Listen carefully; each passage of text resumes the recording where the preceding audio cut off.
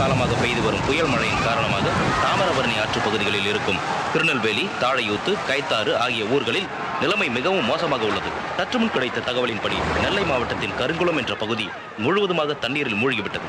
தூங்கிக் கொண்டிருந்தவர்களில் அநேகர் வெள்ளத்தில் அடித்துச் செல்லப்பட்டனர். அநேகர் உயிரை காப்பாற்றிக் கொள்ள போராடி கொண்டிருக்கிறார்கள். வெள்ளத்தின் காரணமாக போக்குவரத்தும் தொடர்புகளும் முற்றிலுமாக துண்டிக்கப்பட்டுவிட்டது.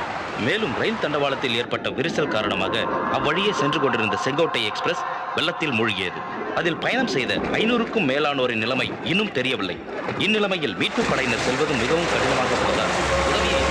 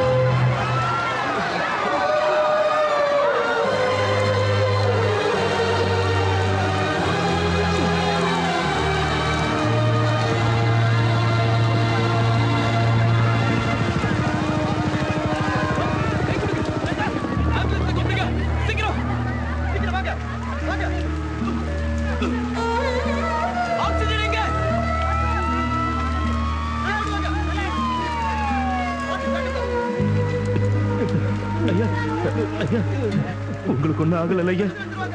நீங்க நல்லா இருந்தீங்கன்னா நாங்கெல்லாம் நல்லா இருப்போம் ஐயா. கடவுள் இருக்காரு ஐயா. கடவுள் எங்கேயோ இல்லையா, அதோ நம்ம எல்லாரையும் காப்பாத்தின அந்த பையன் உருவத்துல இருக்காருயா. போங்கம்மா, யாரும் பயப்படாதீங்க. அரசாங்கம் உங்களுக்கு கண்டிப்பா வீடு கட்டி தரும். நான் இருக்க, நீங்க தைரியமா போங்க. சார், ஒரு நிமிஷம் சார். இங்க காப்பாற்றப்பட்ட ஜனங்கள்ல கடவுள் வேற எங்கேயும் இல்ல, நீங்க தான் கடவுள்னு சொல்றாங்களே சார். இன்னும் எத்தனையோ பேரை காப்பாற்ற முடியலன்னு வருத்தமா இருக்கு. ஆனா இந்த மாதிரி சமயத்துல கடவுள் மாதிரி நின்னு இவங்களுக்கு மறுவாழ்வு கொடுக்க வேண்டியது கவர்மெண்ட். அஜய், அரசு தரப்புல எந்த அதிகாரியும் இங்க வரல, மிலிட்டரி போர்ஸ் இங்க வரல. ஆனா ஒரு சாதாரண குடிமகன் மனித நேயத்தோட பொதுமக்களை காப்பாற்றணுங்கிற எண்ணத்துல சிவில் டிஃபென்ஸ் மூலமா கல்லூரி மாணவர்களான குமரனும் அவரோட நண்பர்களும் அவங்க உயிரை பணையம் வச்சு எத்தனையோ பேரோட உயிரை காப்பாத்திருக்காங்க. டேய் மச்சான், நேத்து உனக்கு எவ்வளவு நேரம் வெயிட் பண்ணடா. யாரு இவன் வரதுக்குள்ள நமக்குலாம் வயசாயிடுடா. கரெக்ட்டா சொன்னடா. தம்பி, தர்மம் பண்ணுங்க தம்பி. நீங்க ராமச்சந்திரன் சார் இல்ல?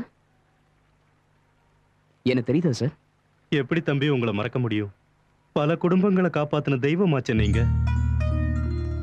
நீங்க இப்படி? நான் மட்டும் இல்ல தம்பி, எங்க ஊர்ல இருக்கிற முக்காவாசி பேரு இங்க பஸ் ஸ்டாண்ட்லயும் ரயில்வே ஸ்டேஷன்லயும் பிச்சை எடுத்து தான் வாழ்ந்துகிட்டு இருக்கோம். என்ன சார் இப்படி சொல்றீங்க? வெள்ளத்துல பாதிக்கப்பட்டவங்களுக்கு அரசாங்கம் நிறைய உதவி செய்யறதா பேப்பர்ல எல்லாம் போடுறாங்க. கவர்மெண்ட் செய்யற உதவி எல்லாம் பாதிக்கப்பட்டவங்களுக்கு போய் சேர்ந்திருந்தா இந்த நாடு எப்போ முன்னேறி இருக்கும் தம்பி.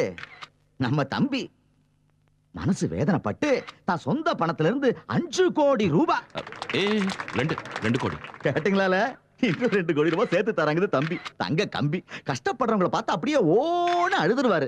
பணவடிற அந்த முகத்தை பாருங்களேன். ஏன்ல ஒரு தடவை கனமோடி யோசிச்சு பாருங்களேன். இந்த மாதிரி ஒரு தம்பி அசம்பிளில போய் உட்கார்ந்தா எவ்வளவு நல்லா இருக்கும்.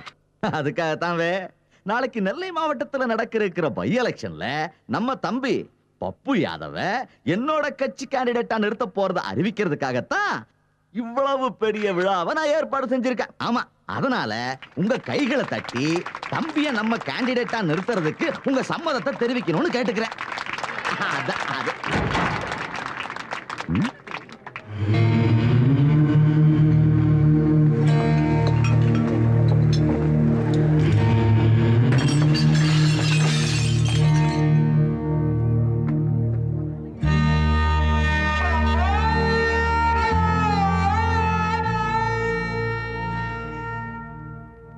நம்ம நாட்டோட எதிர்காலம்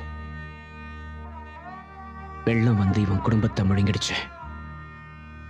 இப்போ அதை விட கொடூரமான வெள்ள நிவாரண நிதி வந்து இவனோட உயிரையே முழுங்கிடுச்சு.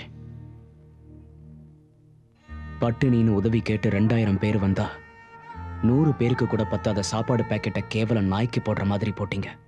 அந்த நெரிசல்ல செத்து போன 20 பேர்ல இந்த பையனும் ஒருத்தன்.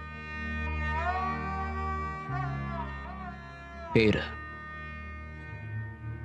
மூக்கனூர் வீர வெங்கட மெய்யப்பன். தூக்கத்துல எழுப்பி கேட்டாலும் திருக்குறளை மூச்சு விடாம மனப்பாடமா அப்படியே சொல்லுவான். படிக்கிறது 3வது கிளாஸ்.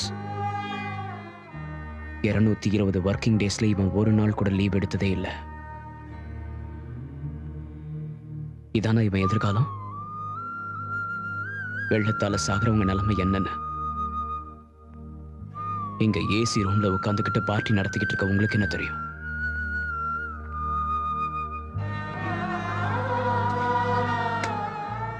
ஆகாயத்துல பறந்துகிட்டு பார்த்தா கீழே எல்லாமே பசுமையா தான் தெரியும். ஆனா பக்கத்துல வந்து பார்த்தாதான் இந்த மாதிரி சுமைகளும் புரியும்.